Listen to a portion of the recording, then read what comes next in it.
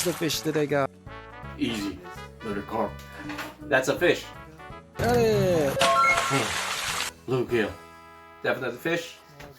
Break. Okay, that's Yeah, got it! catfish. That's hard.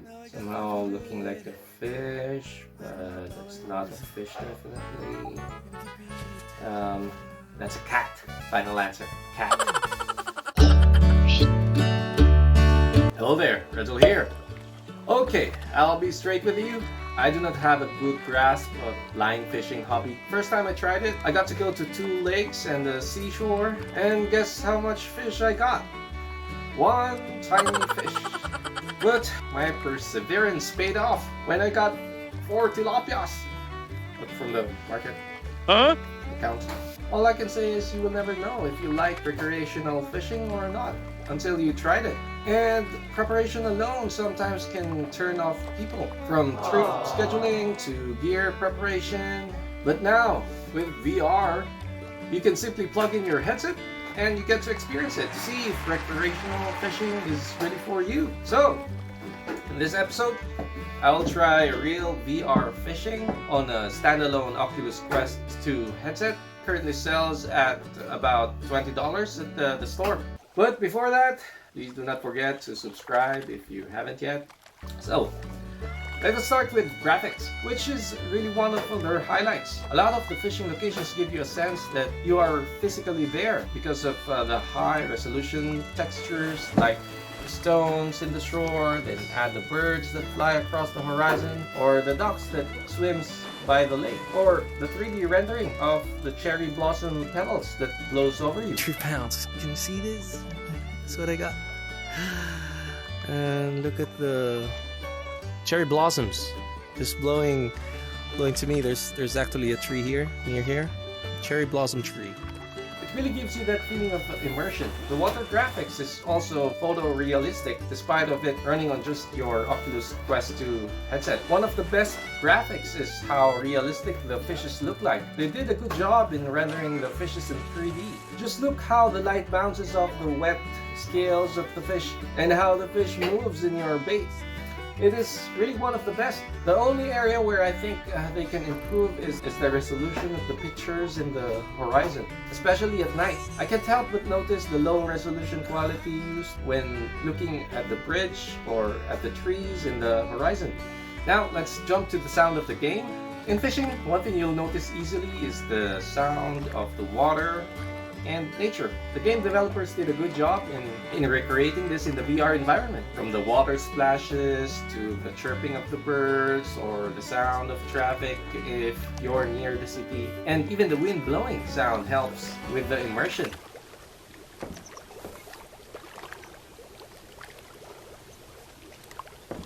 As for the gameplay, you'll start with the basic rod, line, and bait. It is a good introduction, especially to people new to fishing. I, for one, is clueless to the difference of spinning rod and a casting rod, a spinning reel to a casting reel, or the variety of baits you can use.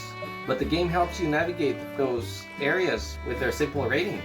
The key here is the more expensive it is, the better.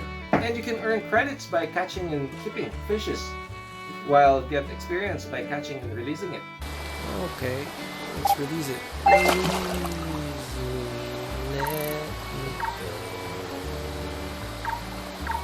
Oh, by the way, you can watch YouTube actually. How about going to Pinoy VR? Right, Pinoy VR. Yeah, let's do that. There you go. One of the best VR channels. See?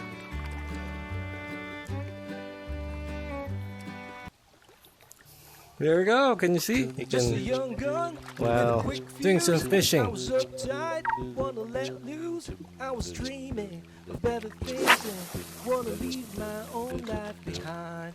Not a yes sir, not a follower. 50 bucks for the mold, have a seat in the foyer. The more you play, the more you unlock locations, fishing gears, and boats.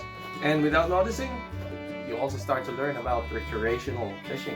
There's an easy mode if you simply want a laid-back approach to the game. But if you want it realistic, turn off the HUDs and put in the hard or expert mode. The game is basically flexible enough to be adjusted how you want it. Some people see fishing like a meditation, and playing this solo somehow gives that vibe.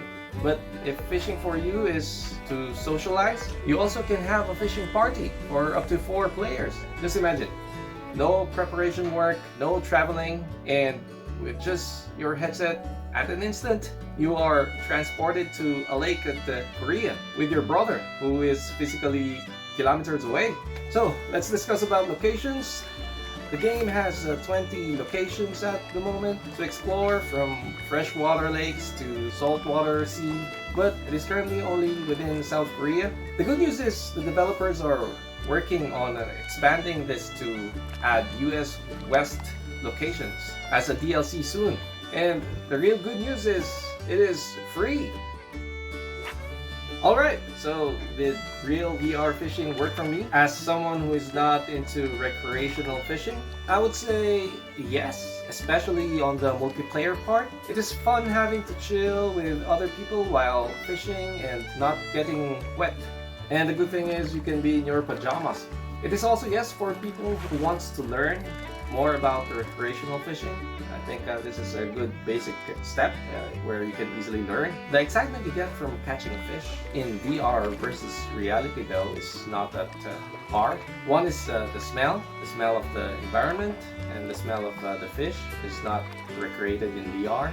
Another is the feeling of achievement every time you get or catch a real fish. It's totally different from VR versus reality. Also, VR fishing cannot satisfy your hunger, which is one of the best perks of fishing, where you are looking forward for a grilled, fresh fish for dinner, which in VR cannot be done. You cannot grill a VR fish. So, there you go. That's my take for this VR game. I hope you like it. Please leave a like if you did. And don't forget to subscribe as noted. Again, thank you, and see you on the next. Bye bye.